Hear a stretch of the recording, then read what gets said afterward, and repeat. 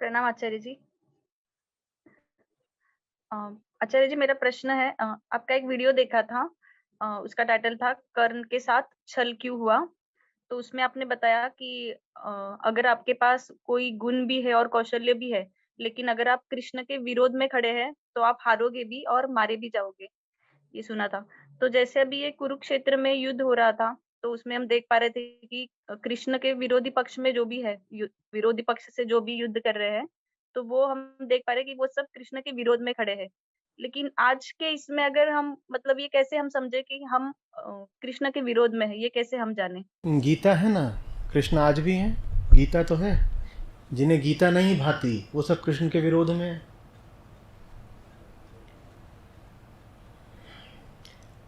अर्जुन की क्या पहचान है? आपके सामने बहुत सारे योद्धा खड़े हो, आपने कभी देखा तो है नहीं आज तक।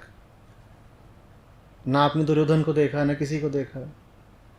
आपके सामने ये सब खड़े हो, आप अर्जुन को पहचानेंगे कैसे? कैसे पहचानेंगे? एक ही पहचान है, जो तब थी वो आज भी है।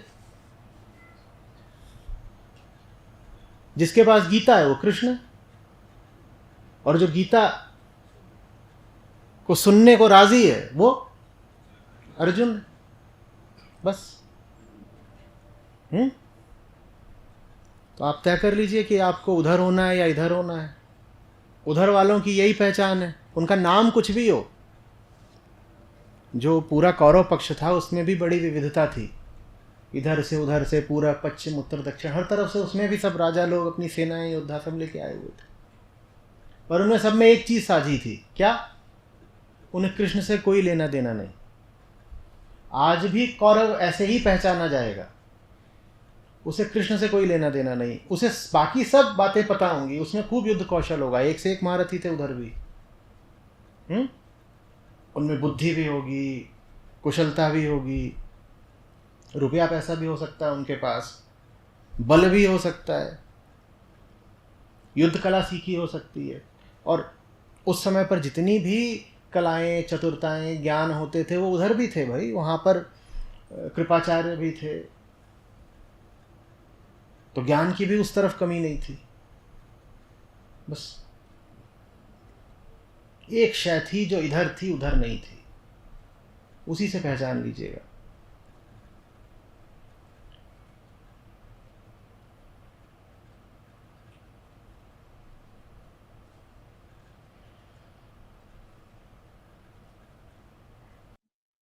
लेकिन आचार्य जी भगवत गीता जिनके पास है उसका मतलब जैसे हम देखते हैं कई लोग जिनको पूरी भगवत गीता के श्लोक भी कंठस्थ है, लेकिन जो मतलब मर्म है वो जान नहीं पाते, तो वो भी थोड़ा नहीं तो गीता माने गीता के शब्द थोड़े ही होता है, गीता माने मर्म ही होता है।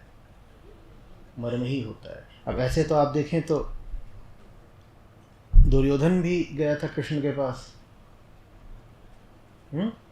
और कृष्ण की सेना थी नारायणी नाम, तो नारायणी सेना उधर थी। तो आपके पास कोई चीज़ है, इससे ये नहीं साबित हो जाता कि आपके पास कृष्ण है। यहाँ तक कि आपके पास गीता की एक प्रति भी हो सकती है, उससे भी ये सिद्ध नहीं हो जाता कि आपके पास कृष्ण है। जब मैं कह रहा हूँ आपके पास गीता होनी चाहिए, तो मेरा अर्थ है कि गीता में जो कृष्णत्व तो है, उससे आपको प्रेम होना चाहिए। प्रेम तो तब होगा जब वो समझ में आएगा। अगर बोध ही नहीं है गीता का, और गीता को रखे बैठे हो या उसका पाठ करते हो या उसको पूजते हो, तो उससे थोड़ी कोई लाभ होगा। गीता के प्रति जिज्ञासा होनी चाहिए। गीता उपनिषदों की श्रृंखला की, कोटि की, आयाम की है। वहाँ सारा खेल समझने का है। वहाँ वो सब नहीं होता कि किताब सर पे रख के चलो। वहाँ किताब समझी जाती है। वहाँ कर्मकांड के लिए कोई स्थान नहीं है। वहाँ रीति रिवाज की बात नहीं है। वहाँ औपचारिक सम्मान दर्शाने से नहीं होता। वहाँ पर ग्रंथ से उलझना पड़ता है, एक एक शब्द को भेदना पड़ता है, बात के मूल में जाना पड़ता है।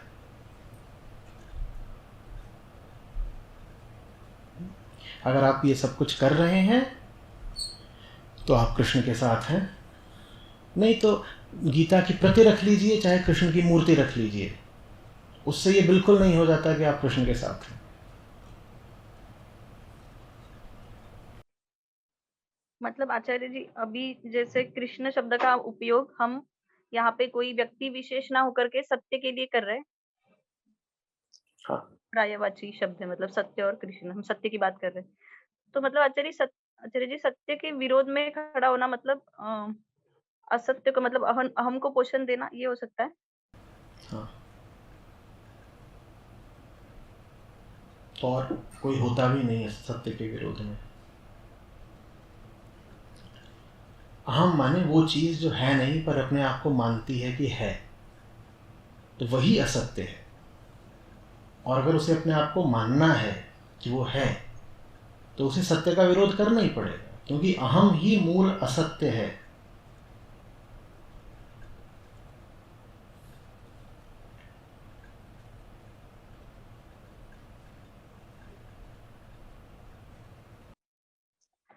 तो आचार्य जी, हम अहम का विरोध हम कैसे कर सकते हैं? देख करके कि वो क्या कर रहा है, उसको समझ करके। हाँ आचार्य, इतना तो पता चल रहा है कि जो भी हम कुछ भी करते हैं कर्म, वो एक संकीर्ण छोटे-छोटे स्वार्थों से ही निकल रहा है हमारी, इतना तो समझ आ रहा है। ये जैसे जैसे समझ में आता जाएगा, गहराई आती जाएगी। अहम को ही क्या मिल रहा है, जैसा है वैसा बने रहने में, वैसे वैसे उसको त्यागना सहज होता जाएगा।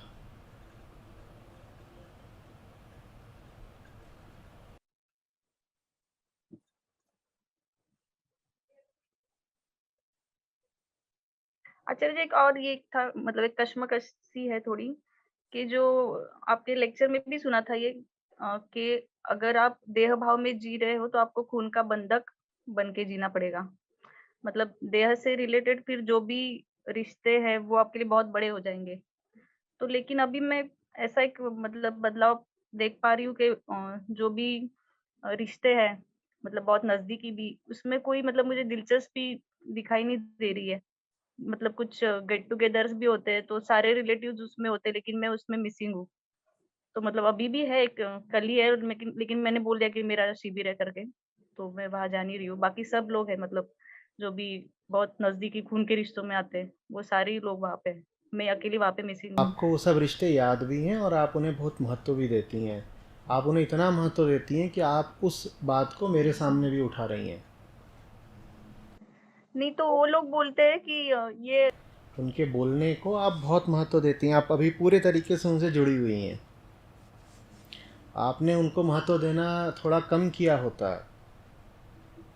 तो महत्वहीन बात की पहचान ये होती है कि वो हम भूल जाते हैं। जो बात महत्वहीन हो जाती है हमारे लिए, वो हमें याद नहीं रहती। आपको तो याद भी है और आपको रुला भी रही है, आपके लिए तो रिश्ते उतने ही महत्वपूर्ण हैं जितना उनके लिए हैं। वो आपस में तो फिर भी ईमानदारी से आमने सामने बैठ के गेट टुगेदर कर लेते हैं। आप उस गेट टुगेदर में जाती भी नहीं हैं और पीछे पछताती भी रहती हैं। इससे अच्छा आप चली ही जाइए उसमें। नहीं, पछता नहीं रही हूँ। नहीं, बस लेकिन यूं ही ऐसे आवाज़ रूंध रही है, पछता थोड़ी रही हूँ मैं। नहीं, ऐसे मेरे पीछे बोला जाता है कि मैं डिप्रेशन का शिकार आपके हूँ। पीछे बोला तो आपने सुना कैसे? आप पीछे की बातें सुनती हो? आपके यहाँ कान लगा है सर के हाँ, पीछे? मतलब वाया वाया, हाँ, मेरी ये तरफ वाया वाया आप तरफ सुनती क्यों इतना ज़्यादा? सब कुछ करना है और साथ में ये भी अपने आप को जताए रहना है, हम तो आध्यात्मिक हैं, हम तो आध्यात्मिक हैं।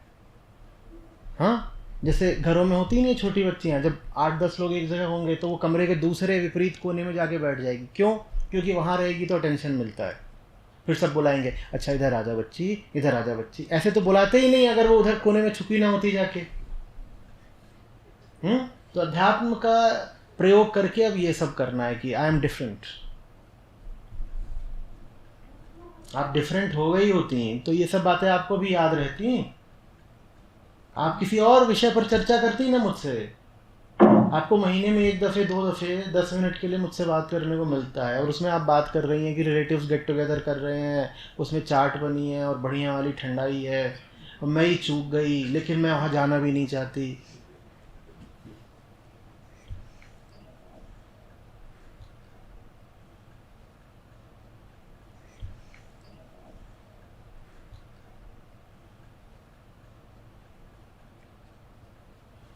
चलिए अब आप गेट टुगेदर जाइए, किसी और को सवाल पूछने के लिए। धन्यवाद। हम्म।